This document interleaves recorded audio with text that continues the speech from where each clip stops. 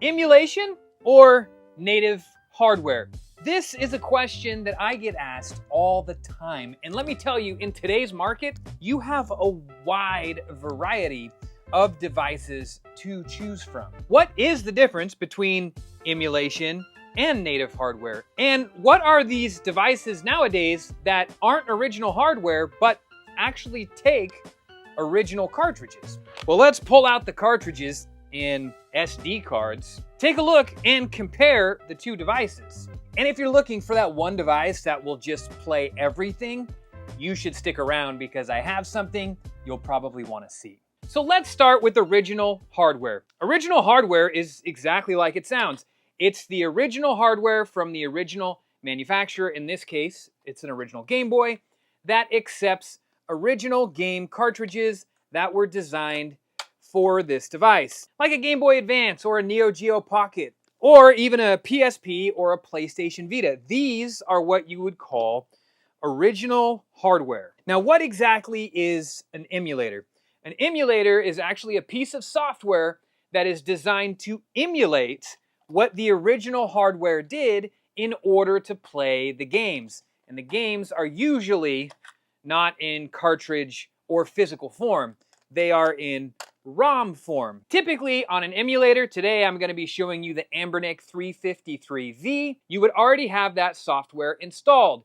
You would then take your ROM dumps, put them on an SD card, and load them up from there and play them. It's a very easy, very convenient, very less than legal way of doing things. And let's talk about that just for a second. I say less than legal. The emulators and the devices are completely legal. Modifying your console that you own is completely legal. You could do whatever you want with the devices that you have purchased and you own. Let's say you own a copy of Super Mario Land for the Game Boy. You could take this cartridge, plug it into a device on your computer, and dump the ROM. That would be taking the game files off of the cartridge and making them a digital file that you can then play on an emulator. If you own any of these games, you can do that legally. You just can't sell them after you do that. And of course, it is illegal to buy them. So I want to start this whole conversation by saying this is focusing on emulators themselves. I am not here to tell you where you may or may not be able to get a bunch of game ROMs. Okay, so now that we have the definitions out of the way, let's talk about the pros and the cons of each. First off, original hardware. If you grew up with this sort of thing, there is nothing more nostalgic than pulling out a cartridge, putting it in your console, and playing it. And also, I should mention, the game isn't going to run any better than in this state right here. Now, if you didn't grow up in this era and you don't have any reverence for physical media, this sort of thing may not bother you at all. Even though nostalgia rates very, very high on the scale of importance, for me personally, you may not have nostalgia for this sort of stuff, so maybe it doesn't matter to you at all. But what should matter is the game is going to run the best on original hardware. You guys hear me beat that drum in like every single one of my videos, okay? One of the other major pros to original hardware is a lot of us already own this stuff, and a lot of us have very large collections of physical media already.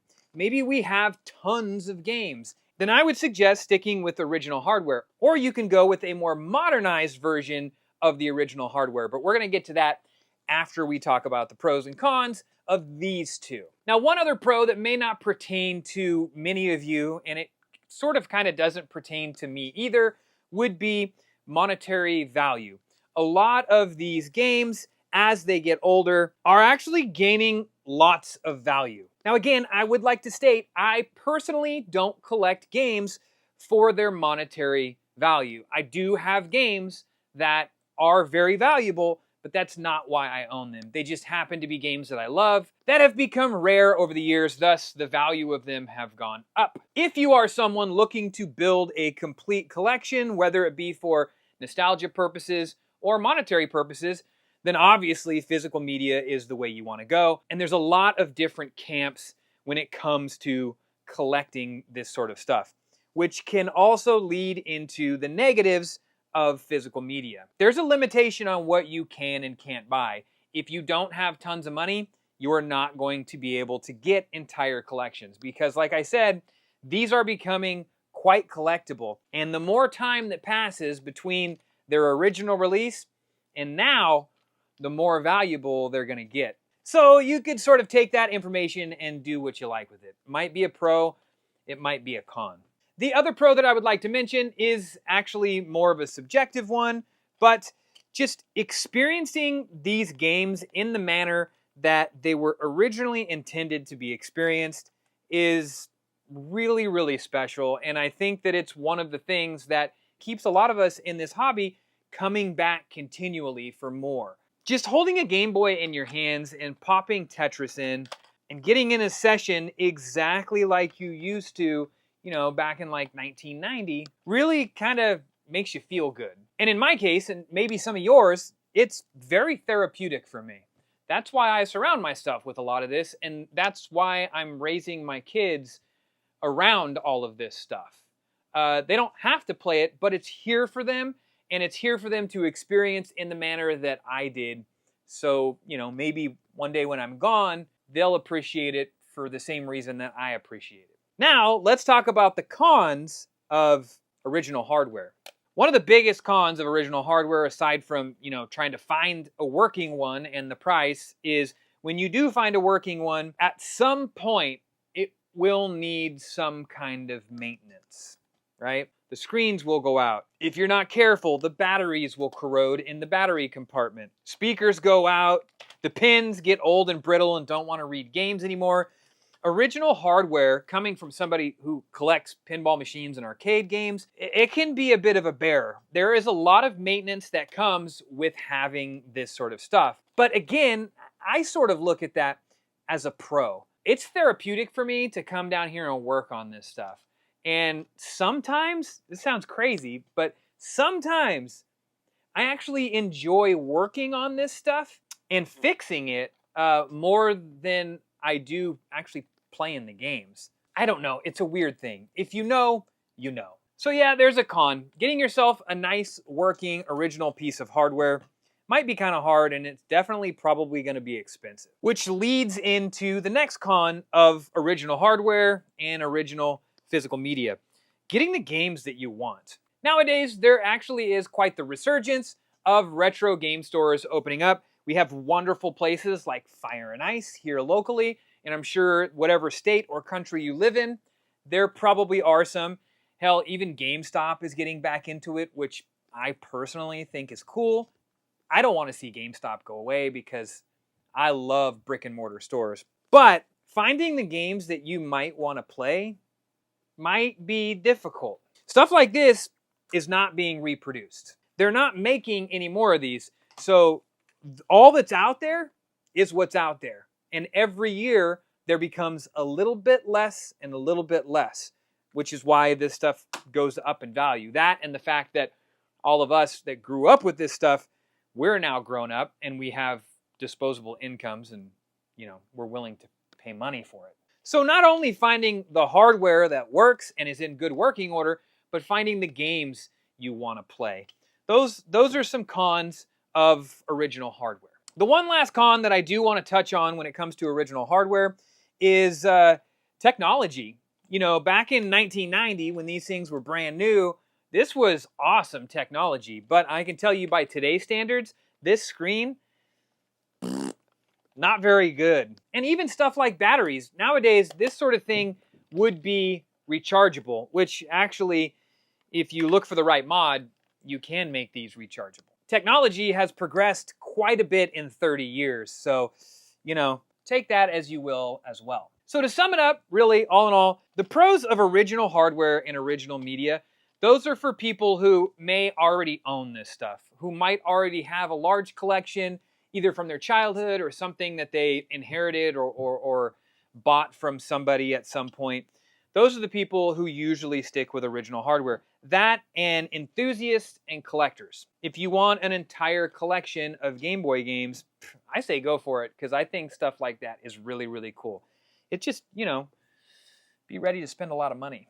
Now, let's say you're a person who just wants to go back and either experience for the first time a bunch of Game Boy and Game Boy Advance and DS and Sega Game Gear, Atari Lynx, all of these games, right?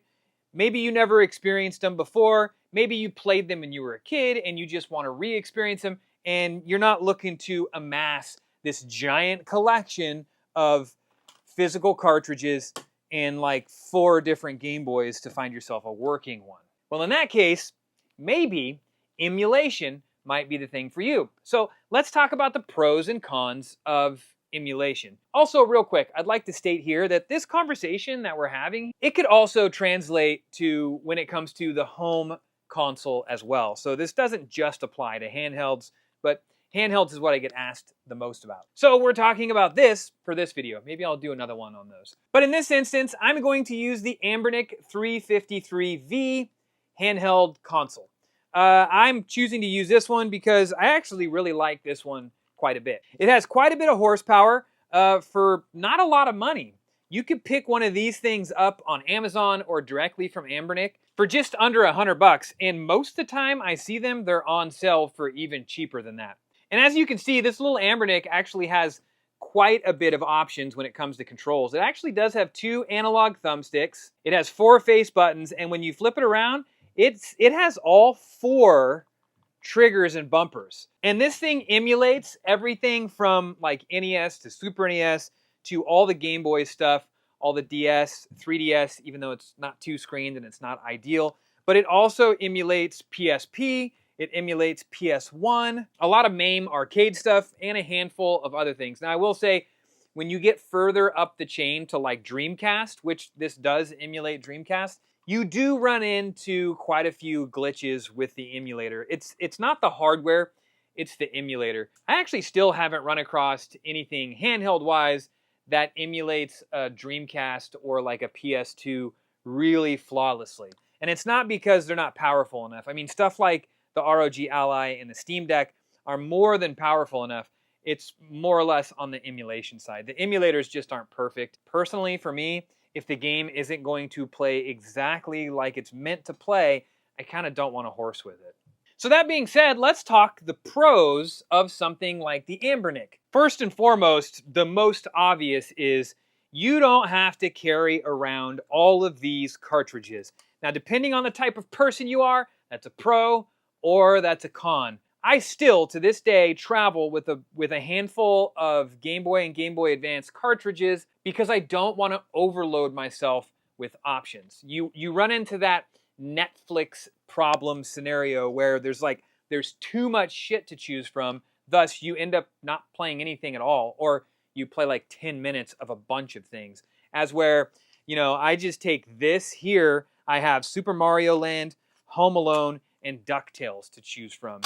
That really helps me focus in, and again, I like playing on cartridges. But if you have something like this, you can have the entire Game Boy library, Game Boy Advance library, Nintendo, Super Nintendo, Sega Genesis, Game Gear, and TurboGrafx library all loaded up on here, which actually I do. And for the most part, they run pretty well. And this thing is super compact. So for those reasons, I do travel with this thing too. Just in case I see something that triggers that memory that makes me want to go back and play that one game that I haven't played in forever, and I didn't bring Itchy and Scratchy on cartridge with me. So I would consider that a huge plus. The other major plus is this thing is modern technology. The battery life in this thing is like massive. Battery life on a Game Boy was really good, but battery life on one of these Anbernics, I could leave this thing in sleep for like days and it still has battery when I come back to it. So the battery in this thing is really, really nice. And of course, the other thing is the screen on this thing is really nice. I really enjoy playing games on this screen. Not to mention the wide variety of games I can play on this thing because of the screen. And let's talk about the third and most obvious pro of a little device like the Ambernick. And that would be you only need one device. If I want to play Game Boy games, I bring this with me. But let's say I want to play Game Boy Advance games, I would bring this with me. Or I could choose to bring my Game Boy Advance, which also plays Game Boy games. But that doesn't play Neo Geo Pocket games. Oh, but wait, it doesn't play 3DS or Game Gear games. What if I wanted to play that itchy and scratchy? I have to carry around my Game Gear. That's where this really comes in handy. I can load up any of those games on here. So for a travel companion, this thing definitely has tons of pros. Let's get into the real subjective stuff with these two. Let's talk about game saves. Now this is where we will divide the room. Game saves. Do you remember playing Super Mario Land, getting all the way towards the end and running out of lives and having to start over? Remember how frustrating that was? For some of us, that's part of the nostalgia, and that's actually part of what we love. Well, on modern consoles like this, with an emulator, you actually have save states. So it doesn't matter what game you're playing, you can save your game at any point. This thing just saves the state of your game and you can recall it, which makes it really easy to go back and beat some of those games that haunted you as a child. I'm not gonna lie, I've done that on many, many games, just so I can say that I've played through them and have experienced the entire game. If you're a purist, you're gonna hate that. A lot of us like playing stuff like this because of how difficult it was. Much like the arcade scene, it would have taken me 20, 25 bucks to play through X-Men, and it probably would have taken, I don't know, an hour and a half to 2 hours standing in an arcade. Now that I have these in my house and they're set to free play, I can play through X-Men in like 30 minutes. Mostly because I really don't have to care if I get hit. I don't care if I die because I have endless amount of lives. And that's sort of the same thing with save states on stuff like this. You just have endless amounts of lives, which in some cases, for some people, sucks the soul out of the game and it doesn't make it desirable anymore. Now, if you're the type of person who can show some reservation and only use it sparingly when you need to, it's a great little feature. And again, I'm not gonna lie, I've used it plenty of times. I used it very frequently not too long ago on Earthworm Jim 2 when I was trying to play through and beat that game. So again, some might find that as a pro and some might find that as a con. As you can see, this has HDMI out. It also has USB-C charging, so no batteries are needed here, as where batteries are needed here. You can just plug this thing in and it fast charges. And the HDMI port allows you to plug an HDMI cable into this and plug it into your display, whether it be your TV or your monitor or whatever. And you can sit there and play all of these games on your TV.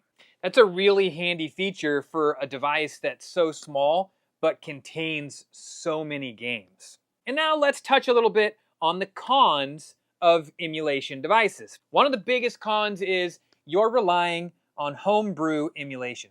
These are all programs that have been written by, in some cases, multiple people. They've been iterated on over the years, and for some of these applications, they work really well, but they don't work really well 100% of the time. If you have near brand new original hardware, it's always going to work. The emulation can be hit and miss, especially when you start getting into the newer systems like the Dreamcast or the PlayStation 1 or even the PlayStation 2. They just don't run super reliable. Some of them work great. Some of them are kind of trash.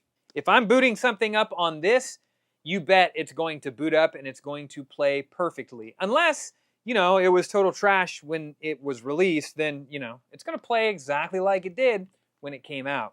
You're not always assured that with an emulator. One of the other cons that is probably more of a con for me personally is the UI on these sorts of things usually aren't that great. I think that it leaves very little to be desired. On the old consoles, you really didn't have UI. You didn't have a menu. You just pop the cartridge in, you turn it on, and it plays the game. Well, on this, you have a user interface and you have to navigate through things. And navigating through some of these emulators is anything but user-friendly most of the time. But like I said, with all the pros, this thing is incredibly inexpensive. It does have the potential to hold tons of games. In fact, if you buy one of these from Amazon, it does come with a micro SD card just floating around in the box. And if you happen to plug that thing in, it just happens that somebody left like a bunch of ROMs on it or something. At least that was my experience when I bought this. Now, let's talk about the thing that I've really been waiting for. Let's talk about devices like the Analog Pocket. What is an Analog Pocket? Well, this is a modern device that plays physical media.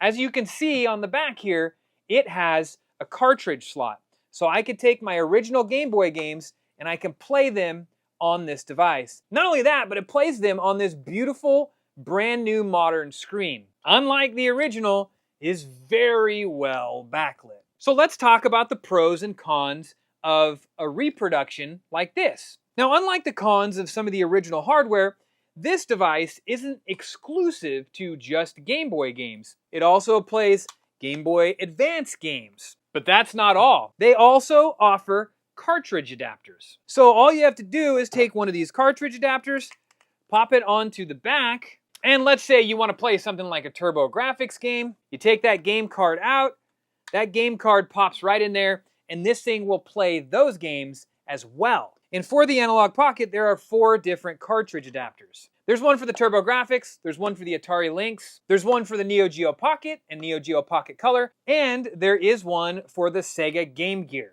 So if cartridges are your thing, you could take all these cartridge adapters with you and still take one device. Not to mention, Analog Pocket makes absolutely beautiful devices. And I think not only does this thing look cool, but it is built incredibly well. Now, to answer a question that I'm sure a lot of you are going to have in the comments is, well, does the Analog Pocket play emulators also? Well, the point of Analog creating the Analog Pocket was to play physical media. So if you go to their website, it says no emulation.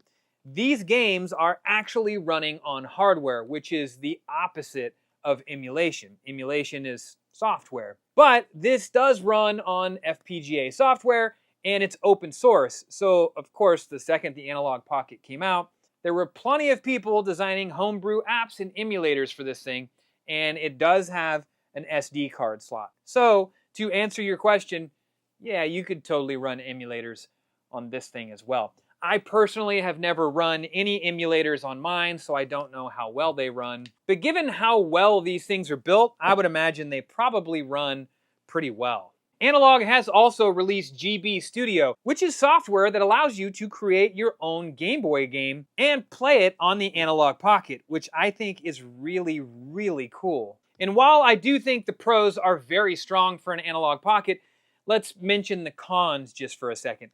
First off, these things aren't the cheapest thing in the world. An Anbernic runs like $80 maybe. The Analog Pocket, if they're in stock, runs $219.99, which in fairness is pretty similar to what the Game Boy cost back in 1990, but some folks don't want to spend that kind of money on a handheld gaming device. So in that case, the Anbernic is probably the right choice. I will say though, out of all of this stuff, the build quality on these Analog Pockets are absolutely top tier. One of the best built devices I've ever held in my hand right here. Very solid, very nice. Unfortunately, they're sort of hard to find. The other con to the Analog Pocket is the pin connectors. Now, I have run into issues with cartridges not wanting to run on the Analog Pocket. And most of the time I've found out that it's because the cartridges are old and the cartridges are dirty. This is a good reminder to always clean all of your cartridges. Something that you should do all the time anyways, but buying the Analog Pocket really made me realize just how dirty some of my cartridges are.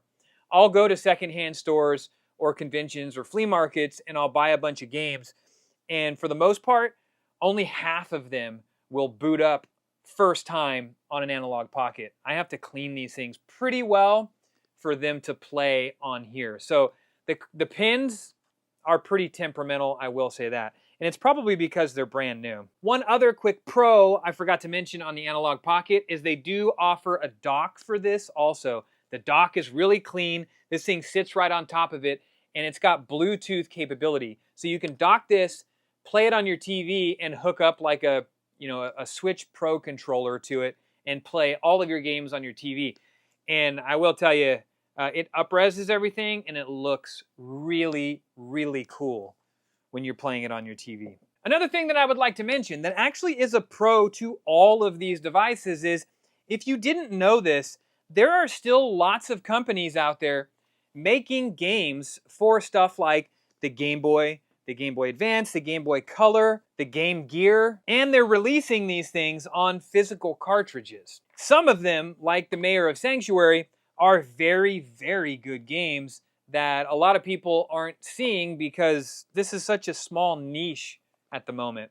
But stuff like this, very, very cool. And again, it's a positive for all of this stuff, because even if you don't have something that plays a cartridge, you can get these in a digital format and put them on something like the Anbernic, or you can even load them on the Analog Pocket. But I highly suggest checking out Mayor of Sanctuary. If you like stuff like Zelda, really cool game.